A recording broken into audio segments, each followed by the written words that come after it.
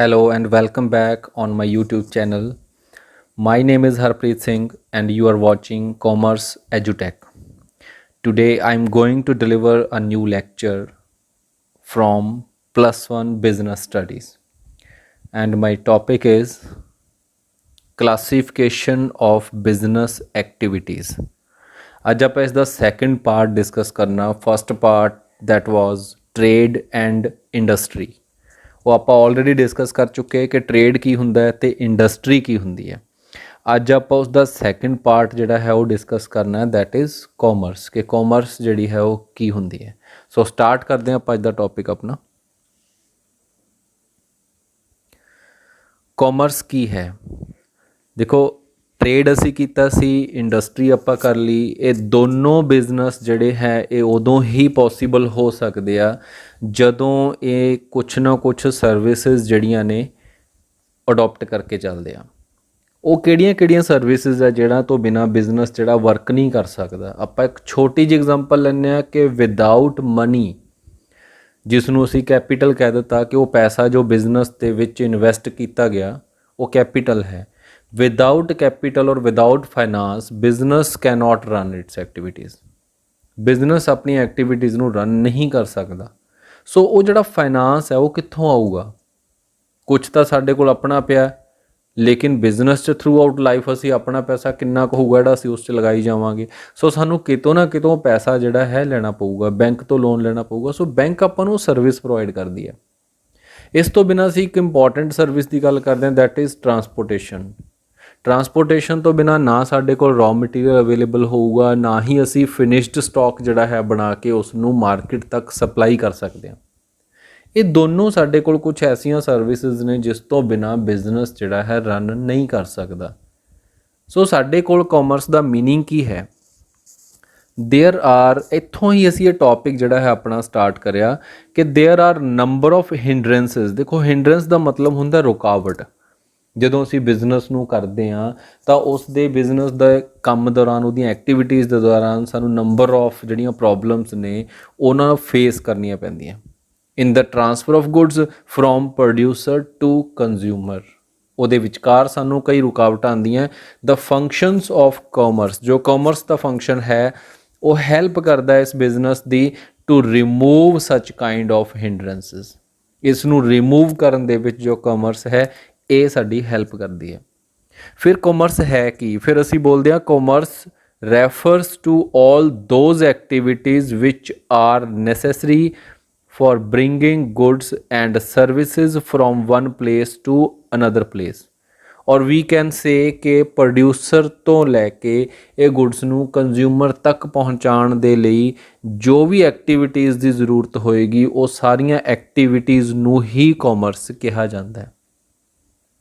ਇਹਨਾਂ ਨੂੰ ਇਹ ਵੀ ਕਿਹਾ ਜਾਂਦਾ ਕਿ ਜਿਹੜੀਆਂ ਕਿ ਐਕਟੀਵਿਟੀਜ਼ ਜੋ ਆਕਸਿਲਰੀ ਟੂ ਟ੍ਰੇਡ ਹੈ, ਮਤਲਬ ਜੋ ਟ੍ਰੇਡ ਦੇ ਲਈ ਹੈਲਪਫੁਲ ਹੁੰਦੀਆਂ, ਜਿਸ ਤੋਂ ਬਿਨਾਂ ਉਹ ਬਿਜ਼ਨਸ ਵਰਕ ਹੀ ਨਹੀਂ ਕਰ ਸਕਦਾ, ਉਹਨਾਂ ਨੂੰ ਅਸੀਂ ਜਿਹੜਾ ਹੈ ਕਾਮਰਸ ਕਹਿ ਦਿੰਦੇ ਹਾਂ। ਸੋ ਕਾਮਰਸ ਜਿਹੜੀ ਹੈ ਇਹਦਾ ਫੰਕਸ਼ਨ ਕੀ ਹੈ? ਇਹਦੇ 'ਚ ਐਗਜ਼ਾਮਪਲ ਵੀ ਅਸੀਂ ਲਿਖੀ like transportation, banking, insurance, advertisement et cetera. ਅੱਗੇ ਆਪਾਂ ਇਹਨਾਂ ਨੂੰ ਇਨ ਡਿਟੇਲ ਜਿਹੜਾ ਹੈ ਸਟੱਡੀ ਕਰਨਾ ਹੈ। ਸੋ ਕਾਮਰਸ ਹੈ ਕੀ? ਅਗਰ ਅਸੀਂ ਗੱਲ ਕਰੀਏ ਕਿ ਬਿਜ਼ਨਸ ਤੇ ਇੰਡਸਟਰੀ ਔਰ ਕਾਮਰਸ ਇਹਨਾਂ ਦੋਨਾਂ ਦੇ ਵਿੱਚ ਕੀ ਰੋਲ ਪਲੇ ਕਰਦੀ ਹੈ, ਸੋ ਅਸੀਂ ਇਹ ਕਹਾਂਗੇ ਕਿ ਕਾਮਰਸ ਇਹਨਾਂ ਦੋਨਾਂ ਦੇ ਬਿਜ਼ਨਸ ਸਮੂਥਲੀ ਚੱਲੀ ਜਾਏ ਉਹਦੇ ਲਈ ਕਾਮਰਸ ਬੜਾ ਇੰਪੋਰਟੈਂਟ ਰੋਲ ਪਲੇ ਕਰਦੀ ਹੈ। ਜਿੰਨੀਆਂ ਵੀ ਐਕਟੀਵਿਟੀਜ਼ ਦੀ ਜ਼ਰੂਰਤ, ਸਰਵਿਸਿਜ਼ ਦੀ ਜ਼ਰੂਰਤ ਇਹਨਾਂ ਬਿਜ਼ਨਸਿਸ ਨੂੰ ਪੈਂਦੀ ਹੈ, ਚਾਹੇ ਉਹ ਟ੍ਰੇਡ ਹੈ, ਚਾਹੇ ਉਹ ਇੰਡਸਟਰੀ ਹੈ, ਤਾਂ ਉਹ ਜਿਹੜੀ ਜ਼ਰੂਰਤਾਂ ਪੂਰੀਆਂ ਕਰਨੀਆਂ ਉਹ ਕਿਸ ਨੇ ਕਰਨੀਆਂ? ਉਹ ਕਾਮਰਸ ਨੇ ਕਰਨੀਆਂ। ਸੋ ਫੰਕਸ਼ਨਸ ਕੀ ਹੋਣਗੇ ਕਾਮਰਸ ਦੇ? ਉਹਦੇ ਵਿੱਚ ਫਸਟ ਫੰਕਸ਼ਨ ਆ ਜਾਂਦਾ removing the hindrance of person. ਦੇਖੋ, ਅਗਰ ਤੁਸੀਂ ਸਾਰੇ ਫੰਕਸ਼ਨਸ ਇੱਕ ਵਾਰ ਪੜ੍ਹ ਕੇ ਦੇਖੋ, ਸੈਕਿੰਡ ਫੰਕਸ਼ਨ ਹੈ removing the hindrance of place, third ਹੈ removing the hindrance of exchange. It means ਕਿ ਬਿਜ਼ਨਸ ਦੇ ਵਿੱਚ ਜੋ ਰੁਕਾਵਟਾਂ, ਜਿੱਥੋਂ ਅਸੀਂ ਦੇਖੋ ਆਪਣਾ ਟੌਪਿਕ ਸਟਾਰਟ ਕਰਿਆ ਸੀ ਕਿ ਨੰਬਰ ਆਫ ਹਿੰਡਰੈਂਸਿਸ ਬਿਜ਼ਨਸ ਨੂੰ ਫੇਸ ਕਰਨੀਆਂ ਪੈਂਦੀਆਂ, ਉਹ ਸਾਰੀਆਂ ਹਿੰਡਰੈਂਸਿਸ, ਉਹ ਰੁਕਾਵਟਾਂ ਨੂੰ ਦੂਰ ਕਰਨਾ ਹੀ ਕਾਮਰਸ ਦਾ ਫੰਕਸ਼ਨ ਹੈ।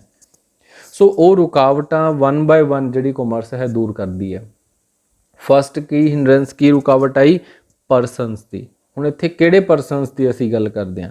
ਦੇਖੋ, ਇੱਕ ਪਰਸਨ ਹੈ ਜੋ ਸਮਾਨ ਬਣਾਊਗਾ ਜਾਂ ਰੈਡੀਮੇਡ ਲੈ ਕੇ ਆਊਗਾ, ਟ੍ਰੇਡ ਕਰ ਲਈਏ ਜਾਂ ਅਸੀਂ ਇੰਡਸਟਰੀ ਲਗਾ ਦਈਏ।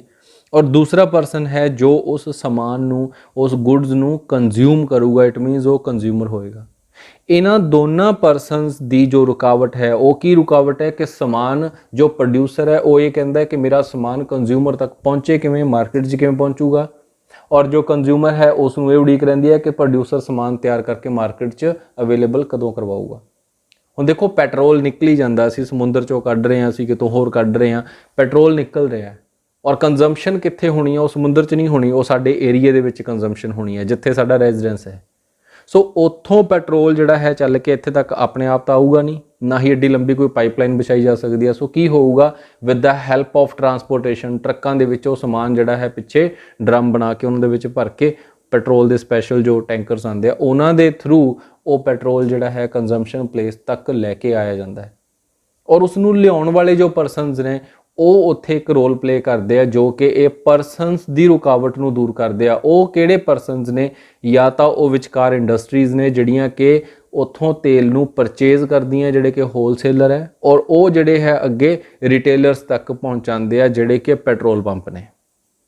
ਇਹਦਾ ਮਤਲਬ ਕੀ ਹੈ ਕਿ goods are produced by the producer and the consumer ਜੋ ਹੈ ਉਸ ਦੁਆਰਾ ਉਹ ਕੰਜ਼ਿਊਮ ਕੀਤੀ ਜਾਂਦੀ ਹੈ। It is not possible that producers sold their goods to the consumer directly.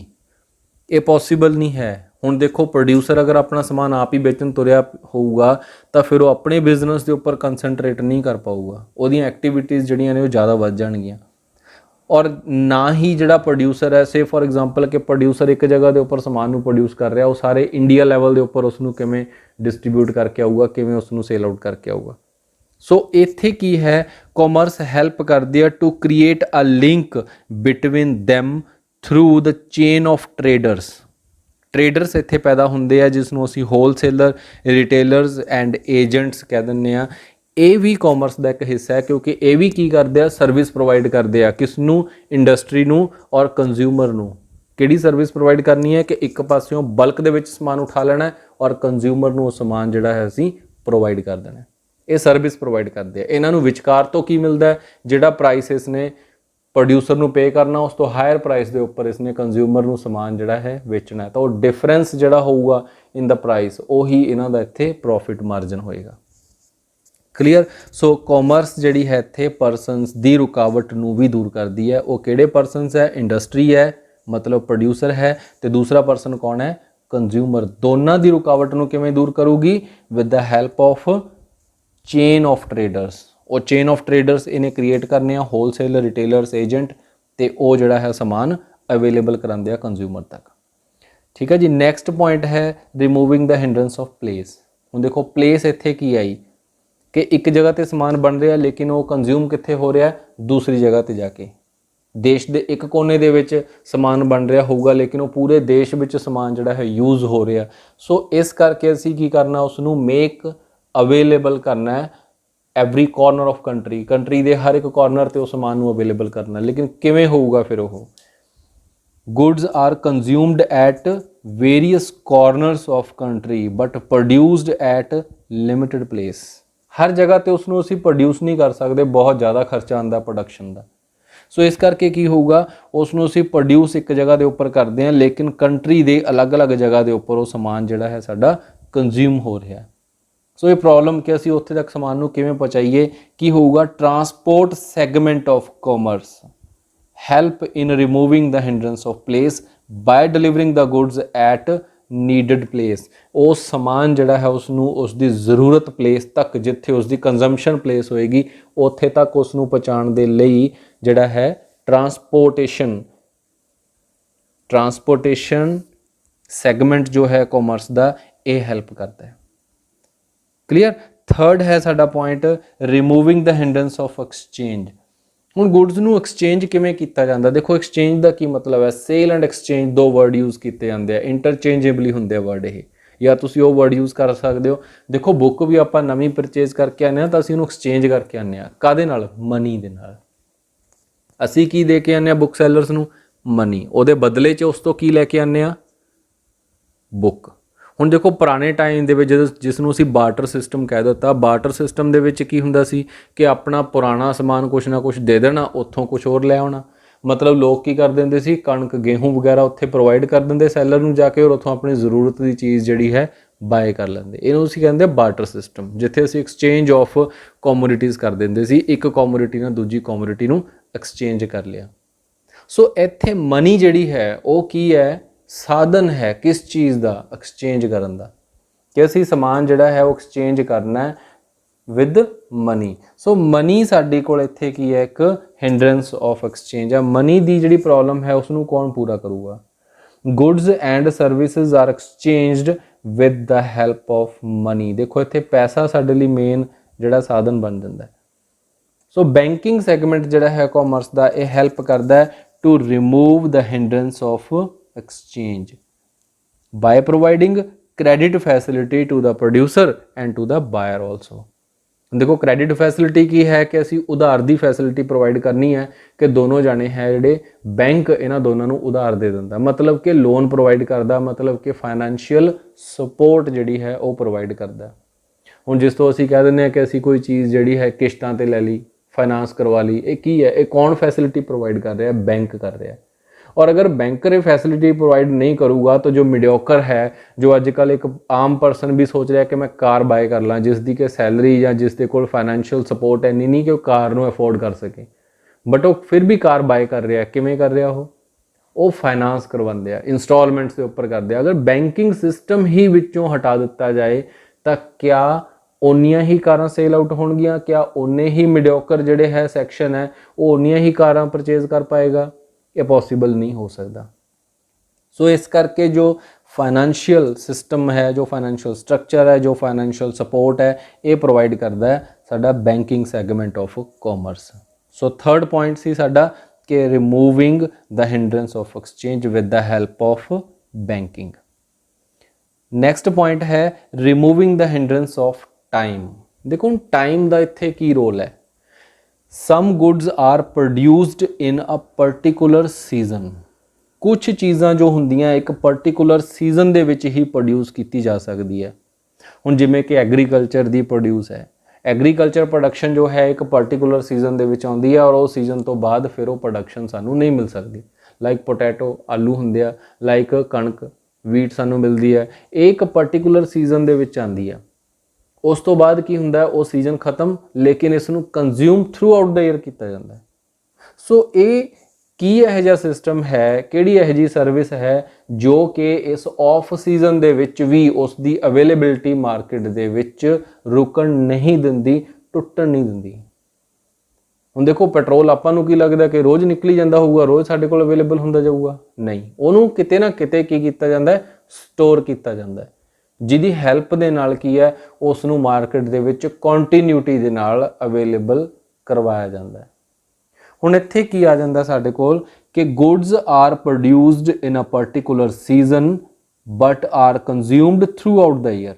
So warehousing segment of commerce help to store the goods and ensure, की ensure करदी है their continuous supply in the market for consumption. देखो हुण इत्थे की आ गया, उन्हां चीज़ां दी असीं गल कीती जिहड़ियां कि सीजनली प्रोड्यूस हुंदियां, असीं उहनूं स्टोर करके रख लैंदे आ एक्सैस क्वांटिटी नूं, और असीं उसनूं थ्रू आउट द ईयर जिहड़ा है मार्केट दे विच हौली हौली सप्लाई करते रहंदे आ, और मार्केट दे विच जो डिमांड है उसनूं असीं पूरा करते रहंदे आ। और इहदे नाल ही स्टोरेज जिहड़ी है साडी उन्हां ਜ਼ਰੂਰਤਾਂ ਨੂੰ भी पूरियां करदी है जिहदे विच कुछ पैरिशेबल गुड्स आ जांदियां जिहड़ियां कि टाइमली खत्म हो जांदियां, खराब हो जांदियां। ਉਹਨੂੰ भी असी की करते हैं स्टोरिंग, वेयर हाउस के पार्ट इस दे मैथड के राही ही असी उन्होंने चीज़ों को जोड़ा है सेव करके रख सकते हैं, तां जो वो चीज़ां साडे कोल अगे यूज़ होंदियां रहन। लाइक आइसक्रीम है, आइसक्रीम नूं स्टोर किया जाता और उतों हौली हौली मार्केट दे विच सप्लाई किया जाता, डेली नहीं कि बन गई और डेली ही सप्लाई होंदी है, नहीं। इसे तरह जो फ्रूट्स ने जो कि सीजनल आए और उस तो बाद इसनूं स्टोर कर लिया गया और हौली हौली मार्केट दे विच बाद च सप्लाई कर दिता, जिहदा वो स्टोरेज वो करते आ, ਉਹਦੇ ਵਿੱਚ देखो वो फ्रूट ਜਿਹੜੇ खराब नहीं होंगे। ਆਪਾਂ अगर अपने घर ਦੇ ਵਿੱਚ ਉਸ ਨੂੰ स्टोर ਕਰਨ ਦੀ कोशिश करांगे तो कुछ दिनों के बाद वो फ्रूट जो है खराब हो जाता है। सो इस करके वेयर हाउसिंग या स्टोरेज सैगमेंट जो है ये टाइम की जो प्रॉब्लम है इसनूं दूर करता है। क्लीयर? ਨੈਕਸਟ ਹੈ ਸਾਡੇ ਕੋਲ removing the hindrance of risk.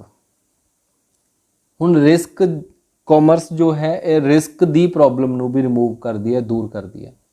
ਦੇਖੋ ਰਿਸਕ ਇੱਕ ਐਸਾ ਪਾਰਟ ਹੈ, ਰਿਸਕ ਨੂੰ ਕੀ ਲਿਖਿਆ ਗਿਆ, is an integral part of business. Integral ਅਸੀਂ ਕਿਸ ਨੂੰ ਕਹਿ ਦਿੰਦੇ ਹਾਂ, ਜਿਸ ਨੂੰ ਕਿ ਉਸ ਚੀਜ਼ ਤੋਂ ਵੱਖ ਨਹੀਂ ਕੀਤਾ ਜਾ ਸਕਦਾ, ਅਲੱਗ ਨਹੀਂ ਕੀਤਾ ਜਾ ਸਕਦਾ। ਇਹ ਉਹ ਸੈਗਮੈਂਟ ਹੈ।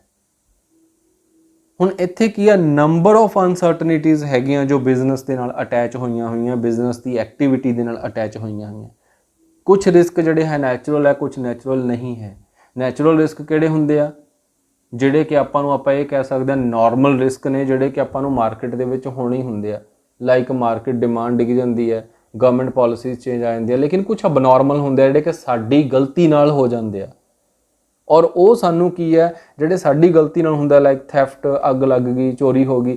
ਇਹਨਾਂ ਚੀਜ਼ਾਂ ਨੂੰ ਅਸੀਂ ਕੰਟਰੋਲ ਕਰ ਸਕਦੇ ਸੀ, ਬਟ ਸਾਡੀ ਹੀ ਕਿਤੇ ਨਾ ਕਿਤੇ ਅਣਗਹਿਲੀ ਕਰਕੇ ਜਿਹੜੇ ਰਿਸਕ ਹੈ ਸਾਨੂੰ ਫੇਸ ਕਰਨੇ ਪੈਂਦੇ ਆ। ਬਟ ਐਨੀ ਹੋ ਕਿ ਆਪਾਂ ਰਿਸਕ ਜੋ ਹੈ ਇਸ ਨੂੰ ਅਵੋਇਡ ਨਹੀਂ ਕਰ ਸਕਦੇ। ਰਿਸਕ ਅਵੋਇਡ ਨਹੀਂ ਹੋ ਸਕਦਾ, ਰਿਸਕ ਬਿਜ਼ਨਸ ਦੇ ਨਾਲ ਹੀ ਚੱਲੇਗਾ। ਜਿਸ ਬਿਜ਼ਨਸ ਦੇ ਵਿੱਚ ਅਸੀਂ ਇਨਵੈਸਟਮੈਂਟ ਕੀਤੀ ਆ, ਸਾਨੂੰ ਰਿਸਕ ਤਾਂ ਫੇਸ ਕਰਨਾ ਹੀ ਪਏਗਾ। ਹਾਂ, ਇਹ ਅਲੱਗ ਗੱਲ ਹੈ ਕਿ ਜਿੰਨੀ ਜ਼ਿਆਦਾ ਇਨਵੈਸਟਮੈਂਟ ਹੋਏਗੀ ਓਨਾ ਹੀ ਜ਼ਿਆਦਾ ਰਿਸਕ ਫੇਸ ਕਰਨਾ ਪੈ ਸਕਦਾ। ਜਿੰਨੀ ਇਨਵੈਸਟਮੈਂਟ ਘੱਟ ਹੈ ਓਨਾ ਹੀ ਰਿਸਕ ਘੱਟ ਹੋ ਸਕਦਾ।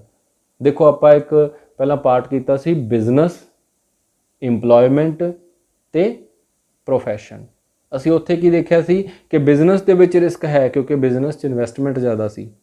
ਆਪਾਂ ਦੇਖਿਆ ਇੰਪਲੋਇਮੈਂਟ ਦੇ ਵਿੱਚ ਨੋ ਰਿਸਕ, ਕਿਉਂਕਿ ਇੰਪਲੋਇਮੈਂਟ 'ਚ ਆਪਣੀ ਇਨਵੈਸਟਮੈਂਟ ਹੀ ਨਹੀਂ ਹੈ, ਜ਼ੀਰੋ ਹੈ। ਔਰ ਪ੍ਰੋਫੈਸ਼ਨ 'ਚ ਲਿਟਲ ਬਿਟ ਰਿਸਕ ਹੈ ਕਿਉਂਕਿ ਅਸੀਂ ਉੱਥੇ ਇੱਕ ਆਫਿਸ ਐਸਟੈਬਲਿਸ਼ ਕੀਤਾ। ਤਾਂ ਜਿੰਨੀ ਅਸੀਂ ਆਫਿਸ ਦੇ ਵਿੱਚ ਇਨਵੈਸਟਮੈਂਟ ਕਰਾਂਗੇ ਸਾਨੂੰ ਉਨਾ ਕੁ ਤਾਂ ਰਿਸਕ ਰਹੂਗਾ ਹੀ, ਕਿਉਂਕਿ ਆਫਿਸ ਦੇ ਵਿੱਚ ਅਸੀਂ ਅਗਰ 10 ਲੱਖ ਦੀ ਅਸੈਸਰੀ ਲਾ ਦਿੱਤੀ ਔਰ ਕੱਲ੍ਹ ਨੂੰ ਉੱਥੇ ਅੱਗ ਲੱਗ ਜਾਂਦੀ ਹੈ, 10 ਲੱਖ ਦਾ ਨੁਕਸਾਨ ਹੋ ਸਕਦਾ ਹੈ। ਅਗਰ ਬਿਜ਼ਨਸ ਦੇ ਵਿੱਚ ਅਸੀਂ 2 ਕਰੋੜ ਰੁਪਏ ਲਗਾਈ ਬੈਠੇ ਹਾਂ ਤਾਂ ਕਿਤੇ ਬਿਜ਼ਨਸ ਕੱਲ੍ਹ ਨੂੰ ਕੋਈ ਅਰਥਕੁਏਕ ਆ ਜਾਂਦਾ ਹੈ ਜਾਂ ਉੱਥੇ ਫਲੱਡ ਆ ਜਾਂਦੇ ਆ ਜਾਂ ਉੱਥੇ ਅੱਗ ਲੱਗ ਜਾਂਦੀ ਹੈ ਤਾਂ ਸਾਡਾ ਉਹ 2 ਕਰੋੜ ਦਾ ਨੁਕਸਾਨ ਹੋ ਸਕਦਾ ਹੈ। ਲੇਕਿਨ ਇੰਪਲੋਇਮੈਂਟ ਦੇ ਵਿੱਚ ਮੈਂ ਕੀ ਇਨਵੈਸਟਮੈਂਟ ਕੀਤੀ, ਨਥਿੰਗ। ਉੱਥੇ ਮੈਂ ਆਪਣੀ ਨੌਲੇਜ ਕਰਕੇ ਇੱਕ ਜੌਬ ਲਈ, ਇੰਟਰਵਿਊ ਦਿੱਤਾ, ਆਫਰ ਲੈਟਰ ਲਿਆ, ਉੱਥੇ ਕੰਮ ਕਰ ਰਹੇ ਹਾਂ, ਸੈਲਰੀ ਮਿਲ ਰਹੀ ਹੈ। ਕੱਲ੍ਹ ਨੂੰ ਕੀ ਹੋ ਸਕਦਾ, ਵੱਧ ਤੋਂ ਵੱਧ ਜੌਬ ਹੱਥੋਂ ਨਿਕਲ ਸਕਦੀ ਹੈ, ਨਵੀਂ ਜਗ੍ਹਾ 'ਤੇ ਜੁਆਇਨ ਕਰ ਲਾਂਗੇ। ਰਿਸਕ ਕਿਸ ਚੀਜ਼ ਦਾ, ਮੇਰਾ ਆਪਣੀ ਜੇਬ 'ਚੋਂ ਤਾਂ ਕੁਛ ਨਹੀਂ ਜਾਏਗਾ। ਸੋ ਇਸ ਕਰਕੇ ਅਸੀਂ ਕਿਹਾ ਸੀ ਕਿ ਜਿੰਨੀ ਇਨਵੈਸਟਮੈਂਟ ਓਨਾ ਹੀ ਜ਼ਿਆਦਾ ਰਿਸਕ। ਸੋ ਇੱਥੇ ਸਾਡਾ ਰਿਸਕ ਜਿਹੜਾ ਹੈ ਇੱਕ ਪਾਰਟ ਹੈ ਬਿਜ਼ਨਸ ਦਾ, ਇਸ ਨੂੰ ਅਸੀਂ ਅਵੋਇਡ ਨਹੀਂ ਕਰ ਸਕਦੇ। ਲੇਕਿਨ ਇੰਸ਼ੋਰੈਂਸ ਸੈਗਮੈਂਟ ਜੋ ਹੈ ਕਾਮਰਸ ਦਾ, ਇਹ ਕੀ ਕਰਦਾ ਹੈ, ਹੈਲਪ ਕਰਦਾ ਹੈ removing the hindrance of risk by providing safeguard to assets and goods. ਹੁਣ ਇੱਥੇ ਜੋ ਇੰਸ਼ੋਰੈਂਸ ਹੈ, ਦੇਖੋ ਅਸੀਂ ਇੰਸ਼ੋਰੈਂਸ ਪਾਲਿਸੀ ਲੈ ਲੈਂਦੇ ਹਾਂ। ਸੋ ਅਗਰ ਸਾਨੂੰ ਕੱਲ੍ਹ ਨੂੰ ਕੋਈ ਅੱਗ ਲੱਗ ਜਾਂਦੀ ਹੈ, ਸਾਡੇ ਬਿਜ਼ਨਸ ਨੂੰ ਚੋਰੀ ਹੋ ਜਾਂਦੀ ਹੈ, ਤਾਂ ਅਸੀਂ ਉਸ ਦਾ ਕਲੇਮ ਜਿਹੜਾ ਹੈ ਇੰਸ਼ੋਰੈਂਸ ਕੰਪਨੀ ਤੋਂ ਉਹ ਕਰ ਸਕਦੇ ਹਾਂ। ਠੀਕ ਹੈ ਜੀ। ਸੋ ਉਸ ਤੋਂ ਬਾਅਦ ਕੀ ਅਸੀਂ ਲਿਖਿਆ ਕਿ which help in growth of business. ਜੇਕਰ ਸਾਨੂੰ ਰਿਸਕ ਜਿਹੜਾ ਹੈ ਸਾਡਾ ਉਹੀ ਕਵਰ ਕਰ ਦੇਵੇ ਕੋਈ ਆ ਕੇ, ਤਾਂ ਸਾਡੀ ਗਰੋਥ ਜਿਹੜੀ ਹੈ, ਸਾਡਾ ਬਿਜ਼ਨਸ ਜਿਹੜਾ ਹੈ ਉਹ ਕੰਟੀਨਿਊਸਲੀ ਵਰਕ ਕਰਦਾ ਰਹੇਗਾ। ਸੋ ਨੈਕਸਟ ਪੁਆਇੰਟ ਹੈ ਸਾਡਾ removing the hindrance of knowledge. ਹੁਣ ਕਸਟਮਰ ਨੂੰ ਨੌਲੇਜ ਦੀ ਵੀ ਪ੍ਰੋਬਲਮ ਹੈ, ਉਹਨਾਂ ਨੂੰ ਨੌਲੇਜ ਨਹੀਂ ਪ੍ਰੋਪਰ ਮਿਲਦੀ ਪ੍ਰੋਡਕਟ ਦੇ ਬਾਰੇ। ਸੋ ਕਾਮਰਸ ਦਾ ਸੈਗਮੈਂਟ ਇਸ ਦੇ ਵਿੱਚ ਵੀ ਵਰਕ ਕਰਦਾ ਹੈ। Some time consumers are not aware about the new arrival of product and their utility. ਜਦੋਂ ਕੋਈ ਨਵਾਂ ਪ੍ਰੋਡਕਟ ਆਉਂਦਾ ਤਾਂ ਕਈ ਵਾਰ ਕਸਟਮਰਸ ਨੂੰ ਪਤਾ ਹੀ ਨਹੀਂ ਲੱਗਦਾ ਉਸ ਦੇ ਬਾਰੇ, ਉਹਦੀ ਕੀ ਵਰਤੋਂ ਹੋਏਗੀ, ਯੂਟਿਲਿਟੀ ਉਸਦੀ ਕੀ ਹੈ, ਇਹਦੇ ਬਾਰੇ ਪਤਾ ਹੀ ਨਹੀਂ ਲੱਗਦਾ। ਸੋ ਐਡਵਰਟਾਈਜ਼ਮੈਂਟ ਸੈਗਮੈਂਟ ਆਫ ਕਾਮਰਸ ਜੋ ਹੈ ਹੈਲਪ ਕਰਦਾ ਹੈ ਇਸ ਹਿੰਡਰੈਂਸ ਨੂੰ ਰਿਮੂਵ ਕਰਨ ਦੇ ਲਈ, ਔਰ provide the knowledge ਬਾय spreading awareness about the new product and their utility. ਦੇਖੋ ਜਦੋਂ ਮੋਬਾਈਲ ਫੋਨਸ ਆਏ, ਅਗਰ ਕੋਈ ਐਡ ਹੀ ਨਾ ਹੁੰਦੀ ਉਹਨਾਂ ਦੀ through TV, through magazines, through newspaper, ਅਗਰ ਕਿਸੇ ਤਰ੍ਹਾਂ ਦੀ ਕੋਈ ਐਡ ਹੀ ਨਾ ਹੁੰਦੀ ਤਾਂ ਕਿਆ ਕੰਪਨੀ ਆਪ ਉਸ ਨੂੰ ਕਿਸੇ ਰੇਹੜੀ ਦੇ ਉੱਪਰ ਪਾ ਕੇ ਜਗ੍ਹਾ ਜਗ੍ਹਾ 'ਤੇ ਵੇਚਦੀ ਫਿਰਦੀ? ਇਟਸ ਨਾਟ ਪੋਸੀਬਲ, ਨਹੀਂ ਹੋ ਸਕਦਾ ਸੀ। ਠੀਕ ਹੈ, ਜਿਵੇਂ ਸਬਜ਼ੀ ਵਾਲੇ ਹੋਕਾ ਦਿੰਦੇ ਫਿਰਦੇ ਆ, ਕਿਆ ਇਸ ਤਰ੍ਹਾਂ ਉਹ ਗਲੀ ਗਲੀ ਦੇ ਵਿੱਚ ਹੋਕਾ ਦਿੰਦੇ ਫਿਰਦੇ ਕਿ ਮੋਬਾਈਲ ਲੈ ਲਓ ਮੋਬਾਈਲ, ਔਰ ਉਸ ਦੀ ਯੂਟਿਲਿਟੀ ਵੀ ਸਾਨੂੰ ਟਾਈਮ ਟੂ ਟਾਈਮ ਸਮਝਾਈ ਜਾਂਦੀ ਕਿ ਇਸ ਨੂੰ ਤੁਸੀਂ ਕਿਵੇਂ ਵਰਤੋਂ ਕਰ ਸਕਦੇ ਹੋ। ਕਿਆ ਹਰ ਬੰਦਾ ਹਰੇਕ ਪਰਸਨ ਦੇ ਕੋਲ ਜਾ ਕੇ ਉਸ ਦਾ ਡੈਮੋ ਦੇ ਕੇ ਆਉਂਦਾ? ਇਹ ਪੋਸੀਬਲ ਨਹੀਂ ਸੀ। ਇਸ ਕਰਕੇ ਕੀ ਇਹ ਐਡੀ ਵੱਡੀ ਰੁਕਾਵਟ ਨੂੰ ਕਿਸ ਨੇ ਦੂਰ ਕੀਤਾ? ਇਸ ਨੂੰ ਐਡਵਰਟਾਈਜ਼ਮੈਂਟ ਨੇ ਦੂਰ ਕੀਤਾ। कि एड एजेंसीज ਜਿਹੜੀਆਂ ਨੇ ਉਸ ਪ੍ਰੋਡਕਟ ਦੀ ਅਰਾਈਵਲ ਤੇ ਉਸ ਦੀ ਯੂਟਿਲਿਟੀ ਦੇ ਬਾਰੇ ਕੰਜ਼ਿਊਮਰ ਨੂੰ ਅਵੇਅਰ ਕਰਦੇ ਆ, ਕੰਜ਼ਿਊਮਰ ਨੂੰ ਐਜੂਕੇਟ ਕਰਦੇ ਆ, ਗਾਈਡ ਕਰਦੇ ਆ, ਜਿਸ ਦੇ ਨਾਲ ਕਿ ਸਾਡਾ ਉਹ ਪ੍ਰੋਡਕਟ ਈਜ਼ੀਲੀ ਮਾਰਕੀਟ ਦੇ ਵਿੱਚ ਕਿ ਆਪਣੀ ਜਗ੍ਹਾ ਬਣਾ ਲੈਂਦਾ ਹੈ। ਸੋ ਇਸ ਕਰਕੇ ਇਹ ਜਿਹੜੀਆਂ ਸੀਗੇ ਸੈਗਮੈਂਟ ਇਹੀ ਜਿਹੜੇ ਇਕੱਠੇ ਕਰ ਦਿੰਦੇ ਆ ਤਾਂ ਇਹੀ ਕਾਮਰਸ ਬਣ ਜਾਂਦੇ ਆ, ਕਿਉਂਕਿ ਇਹੀ ਬਿਜ਼ਨਸ ਦੀਆਂ ਐਕਟੀਵਿਟੀਜ਼ ਕਹਿਲਾਉਂਦੀਆਂ।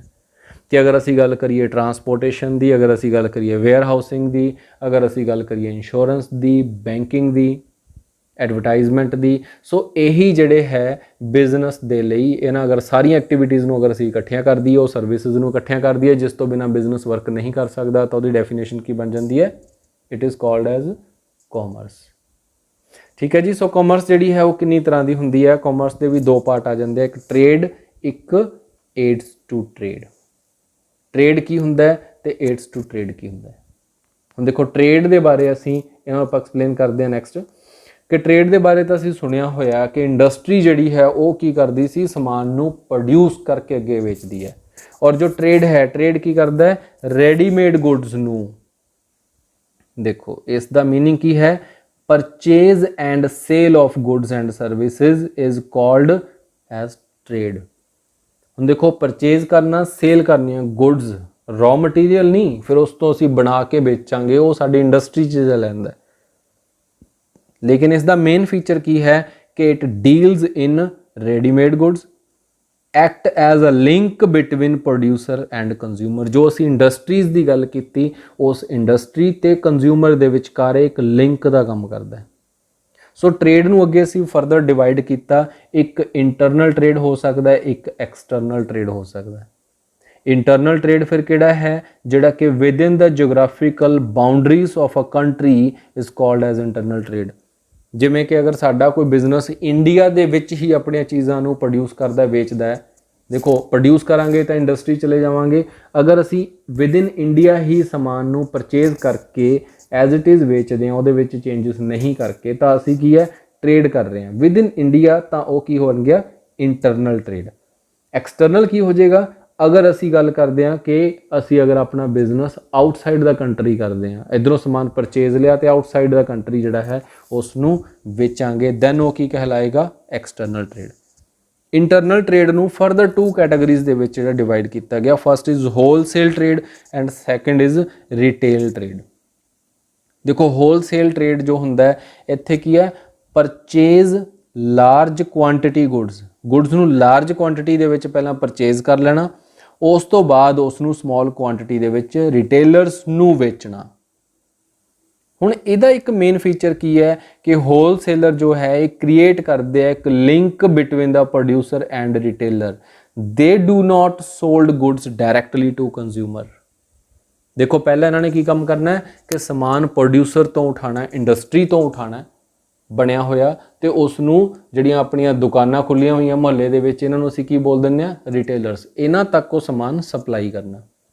ਹੋਲਸੇਲਰ ਜੋ ਹੈ ਇਹਦਾ ਕੰਜ਼ਿਊਮਰ ਦੇ ਨਾਲ ਡਾਇਰੈਕਟ ਲਿੰਕ ਨਹੀਂ ਹੁੰਦਾ। ਨੈਕਸਟ ਹੈ ਸਾਡੇ ਕੋਲ ਰਿਟੇਲਰ। ਹੁਣ ਰਿਟੇਲਰ ਕੀ ਕਰੇਗਾ? ਇਨਵੋਲਵ ਹੈ ਜੋ selling goods directly to the consumer. ਹੁਣ ਇਹ ਕੀ ਕਰਦਾ? Buy goods from wholesaler and sold them to the consumer. Retailer buy goods in small quantity from the wholesaler and sell them to the consumer। ਹੁਣ ਜੋ retailer ਹੈ ਇਹ ਵੀ ਇੱਕ link ਦਾ ਕੰਮ ਕਰਦਾ ਹੋਲਸੇਲਰ ਤੇ ਕਸਟਮਰ ਦੇ ਵਿਚਕਾਰ। ਅਸਲ ਦੇ ਵਿੱਚ ਜੋ ਰਿਟੇਲਰ ਹੈ ਇਹ ਕਸਟਮਰ ਨੂੰ ਡਾਇਰੈਕਟ ਇੰਡਸਟਰੀ ਦੇ ਨਾਲ ਜੋੜ ਦਿੰਦਾ ਹੈ। ਦੇਖੋ ਜਿਵੇਂ ਆਪਾਂ ਇੱਕ ਐਗਜ਼ਾਮਪਲ ਲੈਂਦੇ ਹਾਂ ਕਿ ਕੋਲਗੇਟ ਜਾਂ ਕੋਈ ਕਿਸੇ ਵੀ ਅਸੀਂ ਸੋਪ ਦੀ ਗੱਲ ਕਰ ਲਈਏ, ਬਾਥ ਸੋਪ ਦੀ ਗੱਲ ਕਰ ਲਈਏ, ਕੰਪਨੀ ਨੇ ਬਣਾਇਆ, ਬਣਾ ਕੇ ਉਸ ਤੋਂ ਹੋਲਸੇਲਰ ਨੇ ਪਰਚੇਜ਼ ਕੀਤਾ, ਹੋਲਸੇਲਰ ਤੋਂ ਰਿਟੇਲਰਸ ਦੇ ਕੋਲ ਆ ਗਿਆ ਔਰ ਰਿਟੇਲਰਸ ਨੇ ਕੰਜ਼ਿਊਮਰ ਨੂੰ ਵੇਚਿਆ। ਹੁਣ ਅਗਰ ਉਹਦੇ ਵਿੱਚ ਕੋਈ ਪ੍ਰੋਬਲਮ ਆਉਂਦੀ ਹੈ, ਕੋਈ ਡਿਫੈਕਟ ਆਉਂਦਾ ਹੈ, ਤਾਂ ਕਿਆ ਉਹ ਕਸਟਮਰ ਹੋਲਸੇਲਰ ਦੇ ਉੱਪਰ ਕੇਸ ਕਰੂਗਾ ਜਾਂ ਰਿਟੇਲਰ ਤੇ ਕੇਸ ਕਰੂਗਾ? ਨੋ, ਉਹ ਡਾਇਰੈਕਟ ਕੰਪਨੀ ਦੇ ਉੱਪਰ ਕੇਸ ਹੋਊਗਾ, ਕਿਉਂਕਿ ਉਹ ਸੀਲਡ ਬੰਦ ਉਸਨੇ ਚੀਜ਼ ਦਿੱਤੀ ਔਰ ਉਹਦੇ ਵਿੱਚ ਕੋਈ ਪ੍ਰੋਬਲਮ ਆਈ, ਜਿਵੇਂ ਅਸੀਂ ਕਹਿ ਦਈਏ ਕਿ ਬੋਰਨਵੀਟਾ ਜਾਂ ਅਸੀਂ ਹਾਰਲੈਕਸ ਦੀ ਗੱਲ ਕਰ ਲਈਏ, ਇਸ ਤਰ੍ਹਾਂ ਦਾ ਕੋਈ ਵੀ ਨਿਊਟ੍ਰੀਸ਼ਨ ਪ੍ਰੋਡਕਟ ਹੈ ਜਿਹੜਾ ਕਿ ਸੀਲਡ ਕੰਪਨੀ ਤਰਫ ਤੋਂ ਆਉਂਦਾ, ਅਗਰ ਅਸੀਂ ਉਹਦੀ ਸੀਲ ਓਪਨ ਕਰਦੇ ਹਾਂ, ਉਹਦੇ ਵਿੱਚ ਕੋਈ ਸਾਨੂੰ ਪ੍ਰੋਬਲਮ ਆ ਜਾਂਦੀ ਹੈ, ਖਾ ਕੇ ਸਾਡੀ ਸਿਹਤ ਖਰਾਬ ਹੋ ਜਾਂਦੀ ਹੈ, ਦੈਨ ਅਸੀਂ ਕੇਸ ਕਿਸ ਤੇ ਕਰਾਂਗੇ?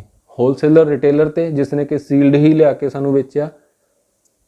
ਨਹੀਂ, ਸਾਡਾ ਕੇਸ ਡਾਇਰੈਕਟ ਕਿਸ ਤੇ ਹੋਊਗਾ? ਕੰਪਨੀ ਤੇ। ਇਹਦਾ ਮਤਲਬ ਹੋਲਸੇਲਰ ਤੇ ਰਿਟੇਲਰ ਨੇ ਕੀ ਕੀਤਾ? ਕਸਟਮਰ ਨੂੰ ਡਾਇਰੈਕਟਲੀ ਕੰਪਨੀ ਦੇ ਨਾਲ ਜੋੜ ਦਿੱਤਾ, ਪ੍ਰੋਡਿਊਸਰ ਦੇ ਨਾਲ ਜੋੜ ਦਿੱਤਾ।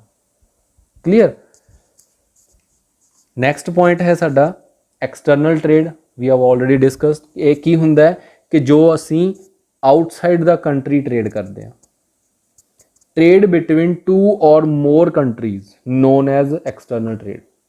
Between 2 countries।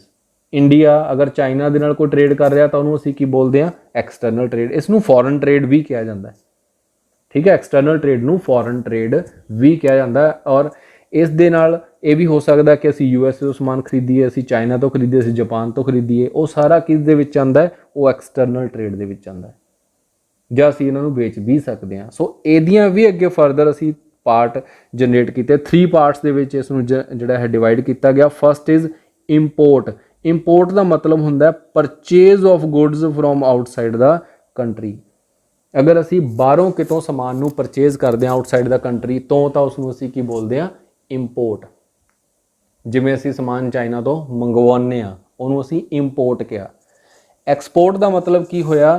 ਜਿਵੇਂ ਕਿ ਸਮਾਨ ਸੇਲ ਕਰਨੀ, sale of goods outside the country. ਅਗਰ ਅਸੀਂ ਉਹ ਸਮਾਨ ਜਿਹੜਾ ਹੈ ਸੇਲ ਆਊਟ ਕਰਦੇ ਹਾਂ, ਜਿਵੇਂ ਸਾਡਾ ਸਮਾਨ ਆਸਟ੍ਰੇਲੀਆ ਚਲੇ ਜਾਣਾ ਵਿਕਣ ਵਾਸਤੇ, ਤਾਂ ਉਹਨੂੰ ਅਸੀਂ ਕੀ ਬੋਲ ਦਿੱਤਾ? ਐਕਸਪੋਰਟ।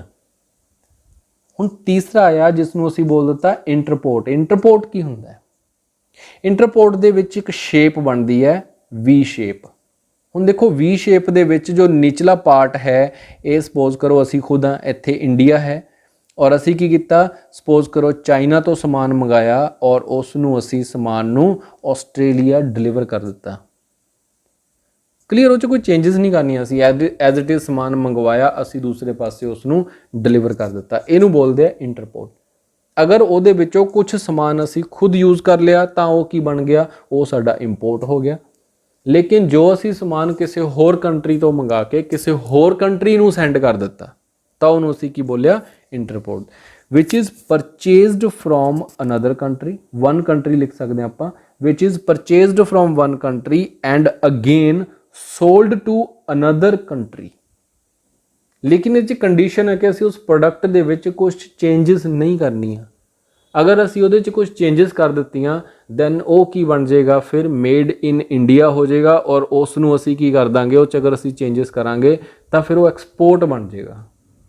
ਉਹ ਜੋ ਅਸੀਂ ਬਾਹਰੋਂ ਖਰੀਦਿਆ ਉਹ ਸਾਡੇ ਲਈ ਇੱਕ ਰॉ ਮਟੀਰੀਅਲ ਹੋਏਗਾ, ਔਰ ਉਸ ਦੇ ਵਿੱਚ ਚੇਂਜਸ ਕੀਤੀਆਂ ਉਹ ਸਾਡੇ ਲਈ ਫਿਨਿਸ਼ਡ ਪ੍ਰੋਡਕਟ ਬਣ ਗਿਆ, ਔਰ ਜਦੋਂ ਅਸੀਂ ਕਿਸੇ ਹੋਰ ਕੰਟਰੀ ਨੂੰ ਭੇਜਿਆ ਤਾਂ ਉਹ ਸਾਡਾ ਸੋਲੀ ਐਕਸਪੋਰਟ ਹੋ ਜਾਏਗਾ। ਉਸ ਨੂੰ ਅਸੀਂ ਇੰਟਰਪੋਰਟ ਨਹੀਂ ਕਹਿ ਸਕਦੇ।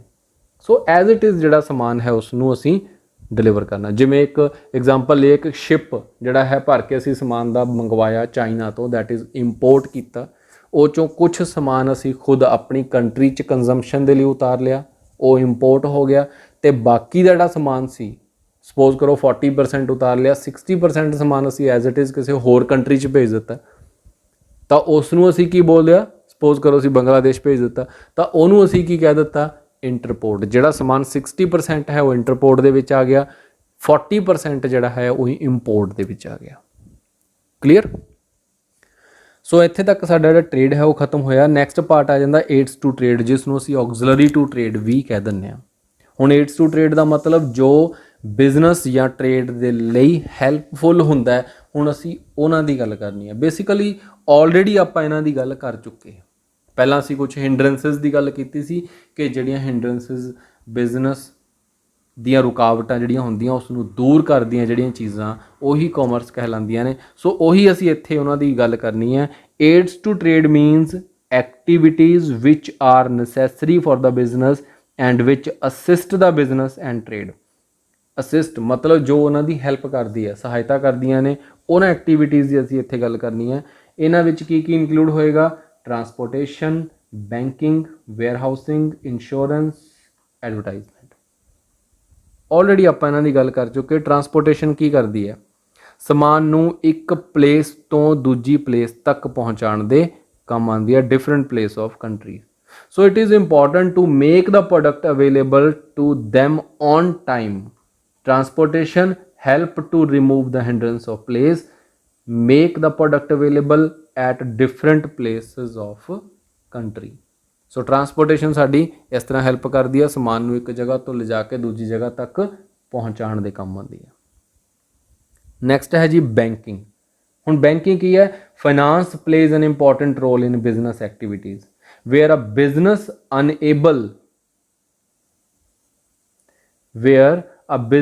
is unable to produce anything without finance. A customer is also unable to buy anything without money. ਜਿੱਥੇ ਅਸੀਂ ਕਹਿ ਸਕਦੇ ਹਾਂ ਕਿ ਵਿਦਾਊਟ ਫਾਈਨਾਂਸ ਜੋ ਬਿਜ਼ਨਸ ਹੈ ਉਹ ਕੁਝ ਪ੍ਰੋਡਿਊਸ ਨਹੀਂ ਕਰ ਸਕਦਾ, ਤਾਂ without finance without money customer ਵੀ ਕੁਝ ਬਾਏ ਨਹੀਂ ਕਰ ਸਕਦਾ। ਸੋ ਬੈਂਕਿੰਗ ਸਿਸਟਮ ਕੀ ਕਰਦਾ ਹੈ? ਬੈਂਕਿੰਗ ਸਰਵਿਸਿਜ਼ ਕੀ ਕਰਦੀ ਹੈ? Remove such kind of hindrances by providing sufficient funds or finance or financial aid to producer, trader and customer. Next point ਹੈ ਵੇਅਰ ਹਾਊਸਿੰਗ। ਹੁਣ ਵੇਅਰ ਹਾਊਸ ਕੀ ਹੈ, ਇਸਨੇ ਕਿਹੜੀ ਰੁਕਾਵਟ ਨੂੰ ਦੂਰ ਕੀਤਾ? ਆਲਰੇਡੀ ਆਪਾਂ ਡਿਸਕਸ ਕਰ ਚੁੱਕੇ ਕਿ ਕੁਝ ਪ੍ਰੋਡਕਟ ਜਿਹੜੇ ਆ ਉਹ ਪ੍ਰੋਡਿਊਸ ਹੁੰਦੇ ਆ ਪਰਟੀਕੂਲਰ ਸੀਜ਼ਨ ਦੇ ਅੰਦਰ, in which raw material is easily available ਹੋ ਜਾਂਦਾ, ਲਾਈਕ ਸੀਜ਼ਨਲ ਵੈਜੀਟੇਬਲਸ ਨੇ, but it could consume throughout the year. ਇਹ ਹੋ ਸਕਦਾ ਕਿ ਉਸ ਨੂੰ ਅਸੀਂ ਥਰੂ ਆਊਟ ਦਾ ਈਅਰ ਜਿਹੜਾ ਹੈ ਯੂਜ਼ ਕਰਦੇ ਹਾਂ, ਕੰਜ਼ਿਊਮ ਕਰਦੇ ਹਾਂ।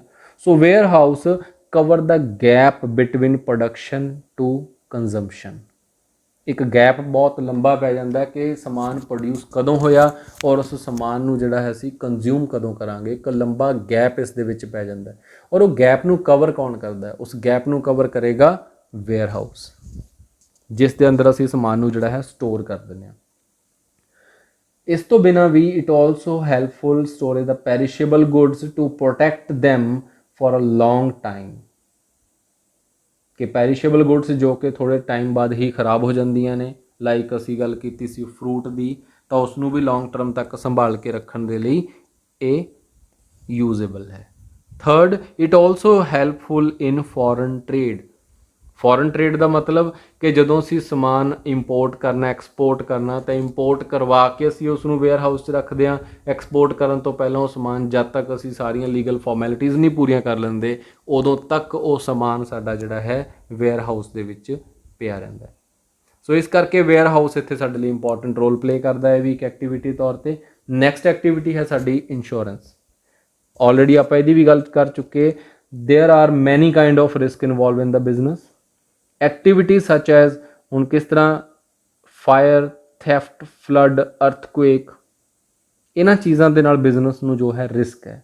ਸੋ all kind of risk may effect on the working of the business. Obviously ਕਿਸੇ ਵੀ ਤਰ੍ਹਾਂ ਦਾ ਜੋ ਰਿਸਕ ਹੈ ਬਿਜ਼ਨਸ ਦੀ ਵਰਕਿੰਗ ਨੂੰ ਇਫੈਕਟ ਕਰਕੇ ਜਾਂਦਾ ਹੈ। So business cannot avoid the risk but may protect itself from them. Business avoid ਨਹੀਂ ਇਹਨਾਂ ਨੂੰ ਕਰ ਸਕਦਾ, ਬਟ ਆਪਣੇ ਆਪ ਨੂੰ ਪ੍ਰੋਟੈਕਟ ਕਰ ਸਕਦਾ। ਕਿਵੇਂ? With the help of insurance. Insurance policy ਅਸੀਂ ਲੈ ਲੈਂਦੇ ਹਾਂ, ਉਹਦੇ ਬਦਲੇ ਅਸੀਂ ਕੀ ਪੇ ਕਰਦੇ ਹਾਂ? ਪ੍ਰੀਮੀਅਮ ਪੇ ਕਰਾਂਗੇ ਔਰ ਇੰਸ਼ੋਰੈਂਸ ਕੰਪਨੀ ਜੋ ਹੈ ਉਹ ਸਾਡਾ ਸਾਰਾ ਰਿਸਕ ਜਿਹੜਾ ਹੈ ਕਵਰ ਕਰੇਗੀ ਆਫਟਰ ਇਨਵੈਸਟੀਗੇਸ਼ਨ। ਜਦੋਂ ਇਨਵੈਸਟੀਗੇਸ਼ਨਸ ਉਹਨਾਂ ਦੀਆਂ ਪੂਰੀਆਂ ਹੋ ਜਾਂਦੀਆਂ ਉਸ ਤੋਂ ਬਾਅਦ ਉਹ ਸਾਡਾ ਰਿਸਕ ਜਿਹੜਾ ਹੈ ਉਸ ਨੂੰ ਕਵਰ ਕਰਦੇ ਆ। ਔਰ ਰਿਸਕ ਕਵਰ ਕਰਨ ਦਾ ਮਤਲਬ ਕਿ ਜਿੰਨਾ ਸਾਡਾ ਉੱਥੇ ਫਾਈਨੈਂਸ਼ੀਅਲ ਲਾਸ ਹੋਇਆ ਹੁੰਦਾ ਹੈ ਉਹ ਸਾਰਾ ਲਾਸ ਜਿਹੜਾ ਇੰਸ਼ੋਰੈਂਸ ਕੰਪਨੀ ਕਵਰ ਕਰਕੇ ਦੇਗੀ ਸਾਨੂੰ। ਨੈਕਸਟ ਹੈ ਐਡਵਰਟਾਈਜ਼ਮੈਂਟ। ਹੁਣ ਐਡਵਰਟਾਈਜ਼ਮੈਂਟ ਕੀ ਕਰੇਗੀ? Is a service which is used to make the customer aware about the new product and their utility. Advertisement help the business to face the competition also. ਅਸੀਂ ਆਪਣੀ ਵੱਧ ਤੋਂ ਵੱਧ ਐਡ ਕਰਦੇ ਹਾਂ। ਐਡ ਕਰਨ ਦੇ ਨਾਲ ਕੀ ਹੋਏਗਾ? ਕਸਟਮਰ ਅਟਰੈਕਟ ਹੋਏਗਾ। ਦੇਖੋ ਹੁਣ ਜਿਵੇਂ ਕਿਸੇ ਦਾ ਫੇਵਰੇਟ ਹੀਰੋ ਹੈ ਸ਼ਾਹਰੁਖ ਖਾਨ। ਹੁਣ ਕਰੀਮਾਂ ਤਾਂ ਹੋਰ ਬਹੁਤ ਮਿਲਦੀਆਂ ਮਾਰਕੀਟ ਦੇ ਵਿੱਚ, ਬਟ ਜਿਸ ਦੀ ਐਡ ਸ਼ਾਹਰੁਖ ਖਾਨ ਕਰੇਗਾ ਉਸ ਦੇ ਜੋ ਫੈਨ ਹੋਣਗੇ ਉਹ ਉਸੇ ਕਰੀਮ ਨੂੰ ਯੂਜ਼ ਕਰਨਗੇ। ਸੋ ਕਿਸ ਚੀਜ਼ ਨੇ ਬਿਜ਼ਨਸ ਦੀ ਹੈਲਪ ਕੀਤੀ? ਐਡਵਰਟਾਈਜ਼ਮੈਂਟ ਨੇ ਕੀਤੀ। ਸੋ ਐਡ ਜਿਹੜੀ ਹੈ ਉਹ ਸਾਨੂੰ ਕੰਪੀਟੀਸ਼ਨ ਫੇਸ ਕਰਨ ਦੇ ਲਈ ਵੀ ਹੈਲਪ ਕਰਦੀ ਹੈ। ਨੈਕਸਟ ਪੁਆਇੰਟ ਹੈ ਕਮਿਊਨੀਕੇਸ਼ਨ। ਹੁਣ ਕਮਿਊਨੀਕੇਸ਼ਨ ਦਾ ਕੀ ਮਤਲਬ? ਦੇਖੋ ਸਾਰਾ ਕੁਝ ਹੋ ਗਿਆ, ਐਡ ਨੇ ਕਸਟਮਰ ਨੂੰ ਅਵੇਅਰ ਕੀਤਾ, ਬਟ ਕਸਟਮਰ ਜਿਹੜਾ ਹੈ ਕਈ ਵਾਰ ਉਸਨੇ ਜਦੋਂ ਸਮਾਨ ਆਰਡਰ ਕਰਨਾ ਹੈ ਤਾਂ ਉਹ ਕਿਵੇਂ ਕਰੇਗਾ? ਆਪਾਂ ਬਹੁਤ ਸਾਰੀਆਂ ਐਸੀਆਂ ਸਾਈਟਸ ਦੇਖੀਆਂ ਨੇ, ਇੰਟਰਨੈਟ ਸਾਈਟਸ, ਜੋ ਕਿ ਔਨਲਾਈਨ ਹੀ ਆਰਡਰ ਲੈਂਦੀਆਂ ਹੈ ਔਰ ਉਸ ਤੋਂ ਬਾਅਦ ਸਮਾਨ ਸਾਡੇ ਕੋਲ ਡਿਲੀਵਰ ਹੁੰਦਾ ਹੈ। ਠੀਕ ਹੈ। ਸ਼ੌਪ 18 ਨਾਮ ਦੀ ਇੱਕ ਟੀਵੀ ਦੇ ਉੱਪਰ ਵੀ ਜਿਹੜਾ ਅਲੱਗ ਤੋਂ ਚੈਨਲ ਚੱਲਦਾ ਹੈ, ਜਿਸ ਦੇ ਉੱਪਰ ਕੀ ਹੈ ਟੀਵੀ ਦੇ ਥਰੂ ਹੀ ਅਸੀਂ ਉਹਨਾਂ ਨੂੰ ਆਰਡਰ ਪਲੇਸ ਕਰਦੇ ਹਾਂ ਔਰ ਉਹ ਸਾਨੂੰ ਸਮਾਨ ਜਿਹੜਾ ਹੈ ਡਿਲੀਵਰ ਕਰਦੇ ਆ। ਸੋ ਇਟ ਮੀਨਸ ਕੀ ਹੈ in a growing system of business activities, most of the business activities are performed by using online platform। ਜਿਵੇਂ ਜਿਵੇਂ ਗਰੋਥ ਹੋਈ ਇੰਡਸਟਰੀਅਲਾਈਜੇਸ਼ਨ ਦੀ, ਸੋ ਆਨਲਾਈਨ ਪਲੇਟਫਾਰਮ ਜਿਹੜਾ ਹੈ ਕਾਫੀ ਜ਼ਿਆਦਾ ਪੋਪੂਲੈਰਿਟੀ 'ਚ ਆਇਆ।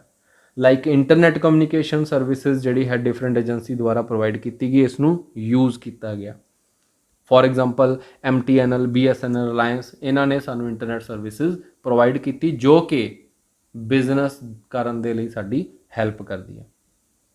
ਜਿਸ ਦੇ ਨਾਲ ਕੀ ਕਰਦੇ ਆ, customer send their order and businessman supply their order accordingly. ਠੀਕ ਹੈ ਜੀ। ਸੋ ਇਸ ਤਰ੍ਹਾਂ ਜੋ ਕਮਿਊਨੀਕੇਸ਼ਨ ਦੇ ਚੈਨਲਸ ਨੇ ਇਹ ਵੀ ਬਿਜ਼ਨਸ ਦੇ ਵਿੱਚ ਇੱਕ ਇੰਪੋਰਟੈਂਟ ਰੋਲ ਪਲੇ ਕਰਦੇ ਆ। ਸੋ ਇਹ ਸਾਰੀਆਂ ਉਹ ਸਰਵਿਸਿਜ਼ ਸੀ ਜਿਹੜੀਆਂ ਕਿ ਜਿਸ ਨੂੰ ਅਸੀਂ ਏਡਸ ਟੂ ਟ੍ਰੇਡ ਕਹਿ ਦਿੱਤਾ, ਜਿਸ ਤੋਂ ਬਿਨਾਂ ਲਗਭਗ ਅਗਰ ਅਸੀਂ ਅੱਜ ਦਾ ਟੂਡੇ ਸਿਨੈਰੀਓ ਦੇਖੀਏ ਤਾਂ ਲਗਭਗ ਬਿਜ਼ਨਸ ਕਰਨਾ ਜੋ ਹੈ ਪੋਸੀਬਲ ਨਹੀਂ ਹੈ। ਕਲੀਅਰ ਜੀ। ਨੈਕਸਟ ਅਸੀਂ ਪੁਆਇੰਟ ਦੇਖਣਾ ਹੈ difference between trade, commerce and industry. ਇੱਕ ਸ਼ਾਰਟ ਜਿਹਾ ਕੁਐਸਚਨ ਇਸ ਦੇ ਉੱਪਰ ਰਾਈਜ਼ ਹੁੰਦਾ ਹੈ ਕਿ ਟ੍ਰੇਡ ਕੀ ਹੁੰਦਾ ਹੈ, ਕਾਮਰਸ ਕੀ ਹੁੰਦਾ ਤੇ ਇੰਡਸਟਰੀ ਕੀ ਹੁੰਦੀ ਹੈ। ਤਿੰਨਾਂ ਦੇ ਬਾਰੇ ਅਸੀਂ ਆਲਰੇਡੀ ਗੱਲ ਕਰ ਚੁੱਕੇ। ਟ੍ਰੇਡ ਹੈ ਜੋ ਰੈਡੀਮੇਡ ਸਮਾਨ ਲਿਆ ਕੇ ਵੇਚਣ ਦੇ ਲਈ ਕੰਮ ਹੁੰਦਾ ਹੈ। ਉਸ ਤੋਂ ਬਾਅਦ ਜੋ ਕਾਮਰਸ ਹੈ ਇਹਦੇ ਵਿੱਚ ਅਸੀਂ ਸਿਰਫ ਔਰ ਸਿਰਫ ਸਰਵਿਸਿਜ਼ ਪ੍ਰੋਵਾਈਡ ਕਰਦੇ ਹਾਂ ਜੋ ਕਿ ਕਿਸੇ ਬਿਜ਼ਨਸ ਦੇ ਲਈ ਨੈਸੈਸਰੀ ਹੁੰਦੀਆਂ। ਔਰ ਜੋ ਇੰਡਸਟਰੀ ਹੈ ਉਹ ਕਨਵਰਟ ਕਰਦੀ ਹੈ ਰॉ ਮਟੀਰੀਅਲ ਨੂੰ into usable farm of product. ਇੱਕ ਪਾਸੇ ਅਸੀਂ ਸਿਰਫ ਸੇਲ ਪਰਚੇਜ਼ ਕੀਤੀ ਸੀ ਰੈਡੀਮੇਡ ਗੁੱਡਸ ਦੀ। ਔਰ ਅਗਰ ਅਸੀਂ ਕੈਪੀਟਲ ਰਿਕੁਆਇਰਮੈਂਟ ਦੀ ਗੱਲ ਕਰੀਏ ਤਾਂ ਕੈਪੀਟਲ ਰਿਕੁਆਇਰਮੈਂਟ ਸਭ ਤੋਂ ਜ਼ਿਆਦਾ ਜੋ ਹਿਊਜ ਕੈਪੀਟਲ ਲੱਗਦੀ ਆ ਉਹ ਇੰਡਸਟਰੀ 'ਚ ਲੱਗਦੀ ਹੈ, ਕਿਉਂਕਿ ਸਾਨੂੰ ਪਲਾਂਟ ਲਗਾਉਣੇ ਪੈਂਦੇ ਆ ਵੱਡੇ ਵੱਡੇ। ਇੱਥੇ ਮੈਂ ਪੇੜ ਪੌਦਿਆਂ ਦੀ ਗੱਲ ਨਹੀਂ ਕਰ ਰਿਹਾ, ਪਲਾਂਟ ਐਂਡ ਇਕਵਿਪਮੈਂਟ ਜਿਹੜੇ ਸਾਡੇ ਵੱਡੇ ਵੱਡੇ ਪ੍ਰੋਡਕਸ਼ਨ ਹਾਊਸ ਬਣਦੇ ਆ ਜਿਸ 'ਚ ਅਸੀਂ ਮਸ਼ੀਨਾਂ ਲਗਾਉਂਦੇ ਹਾਂ ਉਸ ਨੂੰ ਅਸੀਂ ਬੋਲਦੇ ਹਾਂ। ਸੋ ਉਹ ਲਗਾਉਣੇ ਪੈਂਦੇ ਆ, ਬਿਲਡਿੰਗ ਰੱਖਣੀ ਪੈਂਦੀ ਆ ਵੱਡੀ ਵੱਡੀ। ਸੋ ਇਸ ਕਰਕੇ ਇੱਥੇ ਸਾਡੇ ਕੋਲ ਬਹੁਤ ਜ਼ਿਆਦਾ ਕੈਪੀਟਲ ਰਿਕੁਆਇਰਮੈਂਟ ਪੈਂਦੀ ਹੈ। ਅਗਰ ਅਸੀਂ ਗੱਲ ਕਰੀਏ ਟ੍ਰੇਡ ਦੀ ਤਾਂ ਟ੍ਰੇਡ ਦੇ ਵਿੱਚ ਅਸੀਂ ਰੈਡੀਮੇਡ ਸਮਾਨ ਲਿਆ ਕੇ ਵੇਚਣਾ ਹੈ। ਸੋ ਅਗਰ ਅਸੀਂ ਗੱਲ ਕਰੀਏ ਹੁਣ ਕਾਮਰਸ ਦੀ ਤਾਂ ਕਾਮਰਸ ਦੇ ਵਿੱਚ ਅਸੀਂ ਦੇਖੋ ਇੱਥੇ ਡਿਪੈਂਡ ਕਰਦੀ ਹੈ ਸਾਡੀ ਕੈਪੀਟਲ ਇਨਵੈਸਟਮੈਂਟ ਕਿ ਤੁਸੀਂ ਕਿਹੜਾ ਸੈਗਮੈਂਟ ਚੂਜ਼ ਕਰਦੇ ਹੋ। ਅਗਰ ਅਸੀਂ ਇੱਥੇ ਇੱਕ ਬੈਂਕਿੰਗ ਸੈਗਮੈਂਟ ਯੂਜ਼ ਕਰਦੇ ਹਾਂ ਤਾਂ ਬੈਂਕਿੰਗ ਲਈ ਸਾਨੂੰ ਕੀ ਹੈ ਕਿ ਇੱਕ ਜੋ ਸਾਡੀ ਸਿਕਿਉਰਿਟੀ ਹੈ ਉਹ RBI ਕੋਲ ਜਮ੍ਹਾਂ ਹੋ ਸਕਦੀ ਹੈ ਜਾਂ ਸਾਨੂੰ ਇੱਕ ਅੱਛਾ ਤਗੜਾ ਜੋ ਫਾਈਨੈਂਸ਼ੀਅਲ ਬੈਕਗਰਾਊਂਡ ਹੈ ਉਹ ਸ਼ੋਅ ਕਰਨਾ ਪੈ ਸਕਦਾ। ਕੈਪੀਟਲ ਰਿਕੁਆਇਰਮੈਂਟ ਦੀ ਕਾਫੀ ਜ਼ਰੂਰਤ ਪੈ ਸਕਦੀ ਹੈ। ਕਲੀਅਰ। ਅਗਰ ਅਸੀਂ ਗੱਲ ਕਰੀਏ ਇੰਸ਼ੋਰੈਂਸ ਸੈਕਟਰ ਦੀ ਤਾਂ ਸਾਨੂੰ ਉੱਥੇ ਵੀ ਕੈਪੀਟਲ ਰਿਕੁਆਇਰਮੈਂਟ ਦੀ ਜ਼ਰੂਰਤ ਪੈ ਸਕਦੀ ਹੈ। ਸੋ ਡਿਪੈਂਡ ਕਰਦਾ ਹੈ ਕਿ ਅਸੀਂ ਕਿਸ ਤਰ੍ਹਾਂ ਦਾ ਸੈਗਮੈਂਟ ਜਿਹੜਾ ਹੈ ਉਹ ਕ੍ਰੀਏਟ ਕਰਨਾ ਹੈ। ਅਗਰ ਅਸੀਂ ਕਮਿਊਨੀਕੇਸ਼ਨ ਸੈਗਮੈਂਟ ਕ੍ਰੀਏਟ ਕਰਨਾ ਉੱਥੇ ਵੀ ਸਾਨੂੰ ਵਾਇਰ ਲਾਈਨਸ ਵਿਛਾਉਣੀਆਂ ਪੈਣਗੀਆਂ, ਸਾਨੂੰ ਇੱਕ ਚੈਨਲ ਜਿਹੜਾ ਹੈ ਉਹ ਕ੍ਰੀਏਟ ਕਰਨਾ ਪਊਗਾ। ਸੋ ਉੱਥੇ ਵੀ ਸਾਡੀ ਰਿਕੁਆਇਰਮੈਂਟ ਜਿਹੜੀ ਹੈ ਕੈਪੀਟਲ ਦੀ ਹੋ ਸਕਦੀ ਹੈ। ਅਗਰ ਅਸੀਂ ਬਿਜ਼ਨਸ ਕਰਦੇ ਹਾਂ ਰੈਡੀਮੇਡ ਸਮਾਨ ਲਿਆ ਕੇ ਜਿਹੜਾ ਵੇਚਦੇ ਹਾਂ, ਸੋ ਇੱਥੇ ਅਸੀਂ ਗੱਲ ਕਰੀਏ ਕਿ ਬਿਜ਼ਨਸ ਦੀ ਕੈਪੀਟਲ ਰਿਕੁਆਇਰਮੈਂਟ ਜੋ ਹੈ ਕਾਮਰਸ ਤੋਂ ਥੋੜੀ ਜ਼ਿਆਦਾ ਹੈ ਲੇਕਿਨ ਇੰਡਸਟਰੀ ਤੋਂ ਘੱਟ ਹੈ। ਕਾਮਰਸ ਦੀ ਰਿਕੁਆਇਰਡ ਲੈਸ ਕੈਪੀਟਲ ਹੈ ਔਰ ਇੰਡਸਟਰੀ ਦੀ ਜ਼ਿਆਦਾ ਰਿਕੁਆਇਰਮੈਂਟ ਹੈ। ਰਿਸਕ ਦੀ ਗੱਲ ਕਰੀਏ ਤਾਂ ਜਿੰਨੀ ਜ਼ਿਆਦਾ ਕੈਪੀਟਲ ਰਿਕੁਆਇਰਮੈਂਟ ਓਡਾ ਹੀ ਜ਼ਿਆਦਾ ਰਿਸਕ। ਤਾਂ ਸਭ ਤੋਂ ਜ਼ਿਆਦਾ ਰਿਸਕ ਕਿੱਥੇ ਹੋਏਗਾ, ਹਿਊਜ ਰਿਸਕ ਇਜ਼ ਇਨਵੋਲਵਡ, ਉਹ ਇੰਡਸਟਰੀ ਦੇ ਵਿੱਚ ਹੋਏਗਾ due to heavy capital investment. Comparatively less required ਹੈ, ਲੈਸ ਰਿਸਕੀ ਹੈ। ਇਹ ਰਿਸਕ ਇਨਵੋਲਵਡ ਹੈ due to fall in demand of goods. ਅਸੀਂ ਕਿਸ ਤਰ੍ਹਾਂ ਦਾ ਸਮਾਨ ਆਪਣੇ ਕੋਲ ਬਣਾਇਆ ਪਾਇਆ, ਉਸ ਤੋਂ ਬਾਅਦ ਅਗਰ ਉਹਦੀ ਡਿਮਾਂਡ ਹੀ ਲੂਜ਼ ਹੋ ਜਾਂਦੀ ਹੈ ਤਾਂ ਫਿਰ ਕੀ ਹੈ ਉਸ ਤੋਂ ਬਾਅਦ ਸਾਡਾ ਉਹ ਰਿਸਕ ਖੜਾ ਕਿ ਸਾਡਾ ਸਮਾਨ ਵਿਕੇਗਾ ਨਹੀਂ। ਨੈਕਸਟ ਹੈ ਸਕੋਪ। ਸਕੋਪ ਦੇ ਵਿੱਚ ਅਸੀਂ ਕੀ ਲੈ ਕੇ ਚੱਲਦੇ ਹਾਂ, ਉਹ ਐਕਟੀਵਿਟੀਜ਼, ਉਹ ਦਾਇਰਾ ਜਿਸ ਦੇ ਅੰਦਰ ਇਹ ਚੀਜ਼ ਆਉਂਦੀ ਹੈ। ਕੀ ਕੀ ਆਉਂਦਾ ਹੈ ਦੇਖੋ, ਟ੍ਰੇਡ ਦੇ ਅੰਦਰ ਕੀ ਹੈ, sale purchase of readymade goods. ਔਰ ਅਗਰ ਅਸੀਂ ਕਾਮਰਸ ਦੀ ਗੱਲ ਕਰੀਏ ਡੀਲਸ ਇਨ ਡਿਫਰੈਂਟ ਸਰਵਿਸਿਜ਼, ਇਕੱਲੇ ਇਕੱਲੇ ਦਾ ਨਾਮ ਵੀ ਲਿਖ ਸਕਦੇ ਹਾਂ ਅਸੀਂ। ਔਰ ਅਗਰ ਅਸੀਂ ਇੰਡਸਟਰੀ ਦੀ ਗੱਲ ਕਰੀਏ ਤਾਂ ਇਹ ਡੀਲ ਕਾਹਦੇ ਅੰਦਰ ਕਰਦੀ ਹੈ, production of finished product, raw material ਨੂੰ ਯੂਜ਼ ਕਰਕੇ ਫਿਨਿਸ਼ਡ ਪ੍ਰੋਡਕਟ ਨੂੰ ਤਿਆਰ ਕਰਨਾ। ਇਹੀ ਇਹਦਾ ਸਕੋਪ ਹੈ, ਇਹੀ ਇਹਦਾ ਦਾਇਰਾ ਹੈ ਐਕਟੀਵਿਟੀਜ਼ ਦਾ। ਔਰ ਇੱਕ ਡਿਫਰੈਂਸ ਅਸੀਂ ਖੁਦ ਬਣਾ ਸਕਦੇ ਹਾਂ ਹੋਰ, ਦੈਟ ਇਜ਼ ਟਾਈਪਸ, ਕਿ ਟ੍ਰੇਡ ਦੀਆਂ ਕਿੰਨੀਆਂ ਟਾਈਪਸ ਨੇ। ਅਸੀਂ ਆਲਰੇਡੀ ਡਿਸਕਸ ਕੀਤਾ ਕਿ ਇੰਟਰਨਲ ਟ੍ਰੇਡ ਐਕਸਟਰਨਲ ਟ੍ਰੇਡ ਹੈ। ਅਸੀਂ ਅਗਰ ਕਾਮਰਸ ਦੀ ਗੱਲ ਕਰੀਏ ਤਾਂ ਇਹਦੇ ਅੰਦਰ ਡਿਫਰੈਂਟ ਕਾइंड ऑफ ਸਰਵਿਸਿਜ਼ ਜਿਹੜੀਆਂ ਆਪਾਂ ਡਿਸਕਸ ਕੀਤੀਆਂ ਉੱਪਰ, ਤਾਂ ਉਹ ਸਾਰੀਆਂ ਇਹਦੇ ਅੰਦਰ ਲਿਖ ਸਕਦੇ ਹੋ। ਟਰਾਂਸਪੋਰਟੇਸ਼ਨ, ਬੈਂਕਿੰਗ, ਇੰਸ਼ੋਰੈਂਸ, ਐਡਵਰਟਾਈਜ਼ਮੈਂਟ, ਉਹ ਅਸੀਂ ਇਹਦੇ ਅੰਦਰ ਲਿਖ ਸਕਦੇ ਹਾਂ ਕਿ ਇਹਦੀਆਂ ਇੰਨੀਆਂ ਟਾਈਪਸ ਹੋ ਸਕਦੀਆਂ। ਇੰਡਸਟਰੀ ਦੀ ਗੱਲ ਕਰੀਏ ਤਾਂ ਉੱਥੇ ਆਪਾਂ ਇੰਡਸਟਰੀ ਵੀ ਦੇਖੀ ਸੀ, ਇੱਕ ਪ੍ਰਾਇਮਰੀ ਇੰਡਸਟਰੀ ਹੁੰਦੀ ਹੈ, ਇੱਕ ਸੈਕੰਡਰੀ ਇੰਡਸਟਰੀ ਹੁੰਦੀ ਹੈ, ਇੱਕ ਟੈਰੀਟਰੀ ਇੰਡਸਟਰੀ ਹੁੰਦੀ ਹੈ, ਤਾਂ ਉਹਦੀਆਂ 3 ਟਾਈਪਸ ਹੁੰਦੀਆਂ ਨੇ, ਆਪਾਂ ਉਹ ਵੀ ਲਿਖ ਸਕਦੇ ਹਾਂ, ਉਹ ਵੀ ਇਹਦੇ ਡਿਫਰੈਂਸ ਦੇ ਵਿੱਚ ਆ ਜਾਏਗਾ। ਕਲੀਅਰ ਜੀ। ਸੋ ਇਹ ਸੀ ਆਪਣਾ ਅੱਜ ਦਾ ਸਾਰਾ ਟੌਪਿਕ ਕਿ ਟ੍ਰੇਡ ਕੀ ਹੁੰਦਾ ਹੈ, ਆਕਜ਼ਿਲਰੀ ਟੂ ਟ੍ਰੇਡ ਕੀ ਹੁੰਦਾ ਹੈ, ਮਤਲਬ ਕਿ classification of business activities the second ਔਰ ਲਾਸਟ ਪਾਰਟ ਜੋ ਸੀ ਅੱਜ ਆਪਾਂ ਇਹ ਡਿਸਕਸ ਕੀਤਾ। ਹੋਪਫੁਲੀ ਸਾਰਾ ਟੌਪਿਕ ਸਮਝ ਆ ਗਿਆ ਹੋਊਗਾ। ਅਗਰ ਕੋਈ ਪ੍ਰੋਬਲਮ ਹੈ ਦੈਨ ਤੁਸੀਂ ਮੈਨੂੰ ਮੈਸੇਜ ਕਰਕੇ ਦੱਸ ਸਕਦੇ ਹੋ। Thanks for watching, keep supporting, subscribe and share the channel for the next update. Thank you.